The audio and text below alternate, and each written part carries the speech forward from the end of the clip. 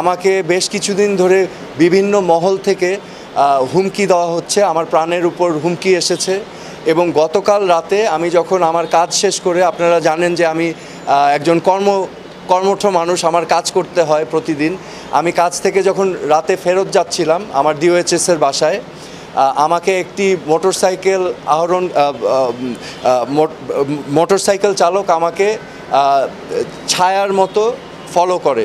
এবং আমি যখন ক্যান্টনমেন্ট গেট দিয়ে ঢুকে যাই, সেই মোটরসাইকেল আরোহী আমাকে কিন্তু ফলো করতে থাকে। একটা পর্যায়ে আমি দেখি তার শার্টের মধ্যে লাল নীল লাইট জ্বালানো এবং সে আমাকে ইশারা করছে থামার জন্য। তো আমি বুঝতে পারছিলাম না যে এটা কে, কারণ সাধারণত ক্যান্টনমেন্টের ভিতরে তো এমপিরা থামায়। তো আমি থামিয়েছি কারণ তার লাল নীল লাইট দেখেছিলাম। থামাবার পর তাকে আমি অনেকবার জিজ্ঞেস করলাম যে আপনি কে, আপনার পরিচয় কি, আমাকে কেন থামতে বলছেন। উনি বারবার আমাকে বলছেন যে আমাদের লোক আসবে, আপনার থামতে হবে। তো আমি আবারও বললাম যে কেন, আপনার পরিচয় কি এবং কারা আসবে। তো এক পর্যায়ে আমি তাদের জিজ্ঞেস করলাম আপনি কি আমাকে চিনতে পেরেছেন। তো উনি বলল হ্যাঁ, আপনাকে চিনতে পেরেছি, আপনি সোহেল তাজ। তখন আমি আরও পাজলড হয়ে গেলাম যে সে তো আমাকে চেনে। তো আবার জিজ্ঞেস করতে থাকলাম, এরকম অনেকবার জিজ্ঞেস করার পর আমি গাড়ি সাইড করে রেখেছি। তাকে ফোনে বলতে শুনলাম যে হ্যাঁ, উনি জাহাঙ্গীর গেট দিয়ে ঢুকে গিয়েছে, আপনারা এখানে এই লোকেশনে আসেন। না, জাহাঙ্গীর গেট দিয়ে ঢুকে গেছেন, উনি ক্যান্টনমেন্টে ঢুকেছেন। তো এরকম কয়েকবার বলার পর আমি তাকে আবার বারংবার জিজ্ঞেস করলাম পরিচয় কি, কেন আমাকে থামিয়েছেন। সে কোনো সদুত্তর দিল না। কিছুক্ষণ পর আবার সে ফোনে কথা বলে তারপর আস্তে করে মোটরসাইকেল নিয়ে আমাকে বললে আপনি চলে যেতে পারেন, বলে উনি চলে গেল। সো আমার কাছে যেটা প্রতীয়মান হয়েছে বা আমি যেটা উপলব্ধি করতে পেরেছি, সে যেই ব্যক্তির সাথে কথা বলছিল তারা অন্য স্থানে অবস্থান নিয়েছিল। তো তারা ভেবেছিল আমি হয়তো মহাখালী দিয়ে যাব, এবং আমি যেহেতু ক্যান্টনমেন্ট দিয়ে এসেছি, সে বারবার বলার চেষ্টা করছিল যে আমি ক্যান্টনমেন্ট জাহাঙ্গীর গেট দিয়ে ঢুকেছি। সো এটা আমি মনে করছি, আমার অনুমান যে এখানে একটা দুরভিসন্ধি ছিল, এখানে একটা দুর্ঘটনা বা অঘটন ঘটাবার পরিকল্পনা ছিল। সো আমি আজকে এই বিষয়গুলো নিয়ে মাননীয় স্বরাষ্ট্র উপদেষ্টার কাছে অবহিত করতে এসেছি।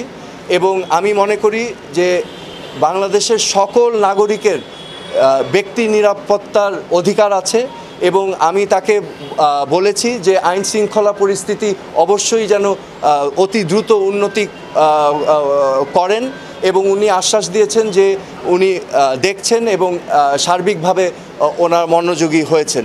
এবং আমার যে বিষয়টা দেখেন, আমি একজন সাধারণ নাগরিক বর্তমানে, কিন্তু আমার একটা পরিচয় আছে।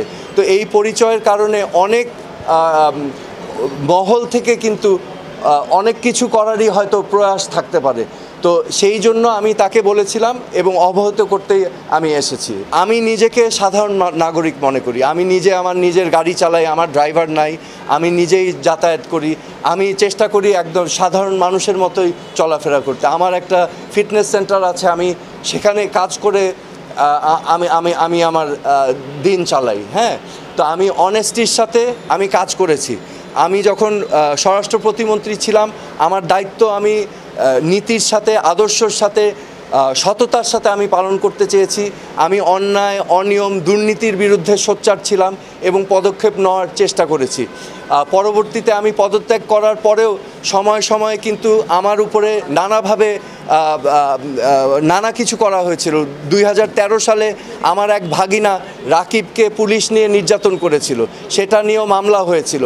পরবর্তীতে 2018-19 সালে আমার আরেক ভাগিনা, ওকে কিন্তু অপহরণ করে এই যে আজকে যে আয়নাঘর আছে, সেই আয়নাঘরে 11 দিন রাখা হয়েছিল। আমি কিন্তু সে সময় প্রতিবাদ করেছিলাম গুম, খুন, হত্যার বিরুদ্ধে, এবং আমি অনেক কষ্ট করে, অনেক কায়দা করে আমার ভাগিনাকে উদ্ধার করে এনেছিলাম। এবং আমি সেই সময় কিন্তু বারবার বলেছিলাম এরকম ঘটনা ঠিক না, এরকম ঘটনা যেন আর কোনো দিনও বাংলাদেশের মাটিতে না হয়। তো আমি সবসময় প্রতিবাদ করে এসেছি আমার অবস্থান থেকে। আমি তো একজন সাধারণ নাগরিক, আমারও তো নিরাপত্তার একটা বিষয় থেকে যায়, তাই না? তো আমার অবস্থান থেকে আমি চেষ্টা করেছি, সবসময় বলেছি, অন্যায়ের বিরুদ্ধে আমি কথা বলেছি।